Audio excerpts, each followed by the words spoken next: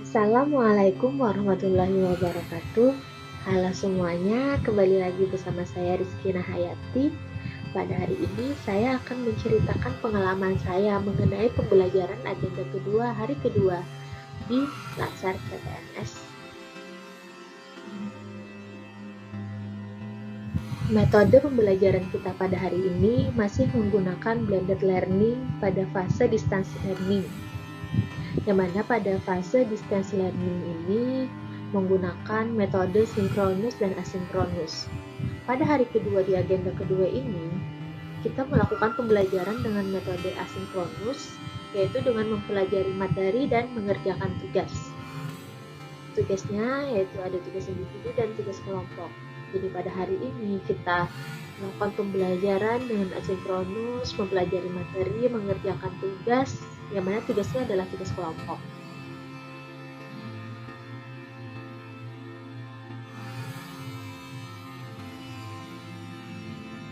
Untuk mengakses materinya, kita masuk ke website kolab.asnpintar.lan.go.id, yang kemudian nanti kita masuk ke akun kita buka pembelajaran agenda kedua, yang mana di sini pematerinya adalah Ibu Giryanti Catur Lestari AKSMM, dengan ada file yang diunduh mengenai materi kedua.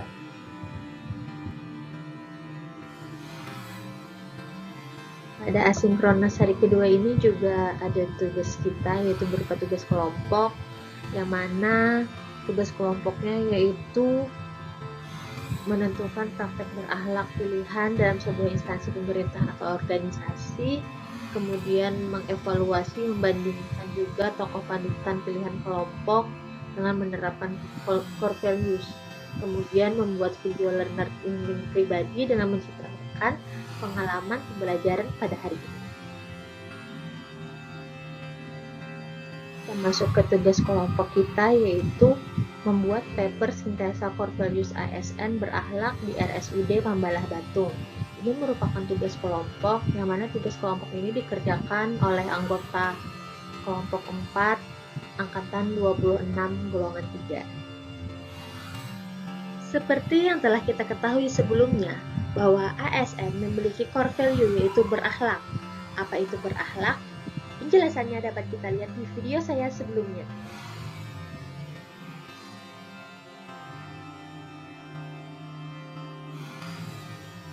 Mengenai berorientasi pelayanan di rumah sakit, untuk perilakunya yaitu memahami dan memenuhi kebutuhan masyarakat, kemudian menyediakan layanan IGD yang siap melayani 24 jam setiap hari, kemudian menyediakan pelayanan di poli, memberikan pelayanan kepada pasien secara ramah, cepat, dan tepat, memberikan solusi jika ada hal yang membuat pasien bingung, mendengarkan keluh kesah pasien, mengucapkan semoga lekas sembuh, terima kasih, dan mengingatkan pasien untuk kontrol kembali, serta menyambut pasien dengan perkenalan diri, mengucapkan salam, senyum, dan kesamaan. Core values accountable untuk perilaku di rumah sakitnya yaitu bertanggung jawab atas tindakan yang dilakukan, menciptakan transparansi di tempat kerja, mendokumentasikan semua kegiatan, mengoptimalkan pelayanan sesuai dengan SOP, datang tepat waktu, membuat laporan yang merupakan bagian dari tugas, serta tidak mempergunakan fasilitas untuk kepentingan pribadi. Untuk perilaku kompeten, yaitu melakukan tugas sesuai dengan kompetensi yang dimiliki, meningkatkan kompetensi diri untuk menjawab tantangan yang selalu berubah, mengikuti seminar-seminar, membantu orang lain belajar dan terus belajar dalam mengembangkan kapabilitas, melaksanakan tugas dengan kualitas terbaik, dan menguasai bidang teknologi informasi sebagai penunjang proses pelaksanaan pekerjaan. Perilaku harmonis di rumah sakit yaitu menghargai perbedaan keyakinan, budaya yang dianut pasien mengenai kesehatan, tidak membeda-bedakan suku, budaya antar pasien yang satu dengan yang lain, dan membantu rekan kerja yang kesulitan. Untuk perilaku loyal di rumah sakit, yaitu selalu mematuhi tugas yang diberikan atasan selama masih sesuai dengan peraturan perundang-undangan dan menjaga nama baik rumah sakit, atasan, serta rekan-rekan di rumah sakit. Untuk perilaku adaptif, yaitu dengan melakukan adaptasi dengan sistem kerja yang baru di rumah sakit, terutama terhadap pembaruan sistem manajemen informasi rumah sakit, dan senantiasa menggunakan APD selama bekerja pada saat kondisi pandemi.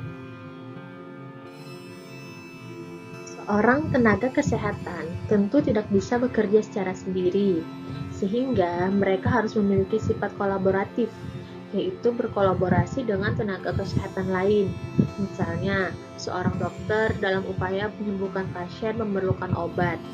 Dokter tersebut tidak berwenang dan tidak dapat menyiapkan obat itu sendiri, sehingga perlu kolaborasi dengan apoteker dalam penyiapan obatnya. Tugas berikutnya yaitu paper sintesa, tokoh panutan pilihan kelompok, dan penerapan core values ASN berakhlak dari tokoh panutan tersebut, di mana tokoh panutan dari kelompok kami adalah Bung Hatta. Perilaku berorientasi pelayanan pada Bung Hatta yaitu memuliakan rakyat. Bagi beliau, tata adalah untuk rakyat. Beliau menolak demokrasi barat yang berdasar pada liberalisme, individualisme. Pada tahun 1947, beliau menjadi ketua dari Panitia Pemikir Siasat Ekonomi.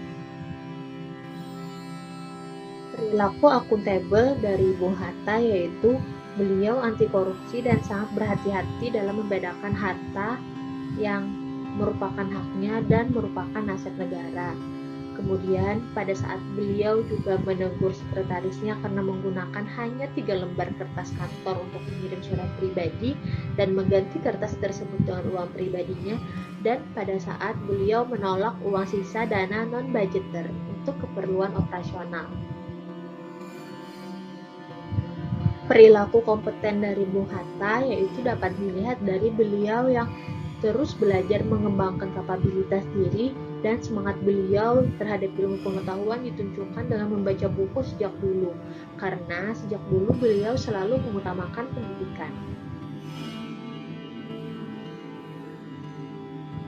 Perilaku harmonis dari beliau yaitu toleransi.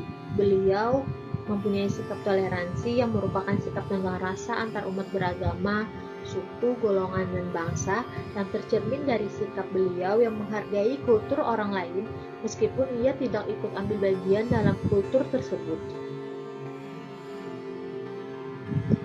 Perilaku loyal beliau dibuktikan dengan beliau yang selalu mengedepankan kepentingan negara di atas kepentingan pribadinya, yang mana sejak muda beliau sudah berjuang demi kemerdekaan Indonesia, dan karena keloyalannya ini beliau bersumpah tidak akan menikah selama Indonesia belum merdeka.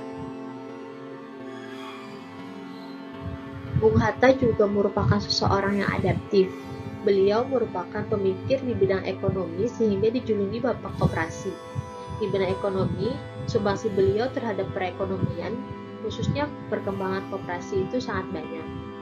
Beliau juga memikirkan bagaimana usaha-usaha kecil dapat berkembang dan memiliki daya jual tinggi sehingga disalurkan melalui koperasi-koperasi yang nanti akan membangun perekonomian Indonesia dari bawah.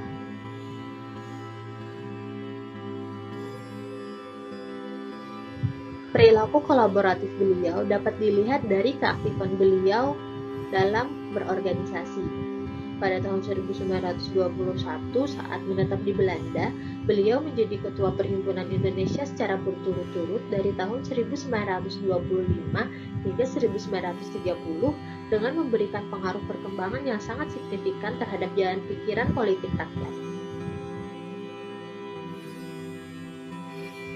Sampai di sini dulu ya cerita saya mengenai pengalaman saya pada pembelajaran agenda 2 hari kedua.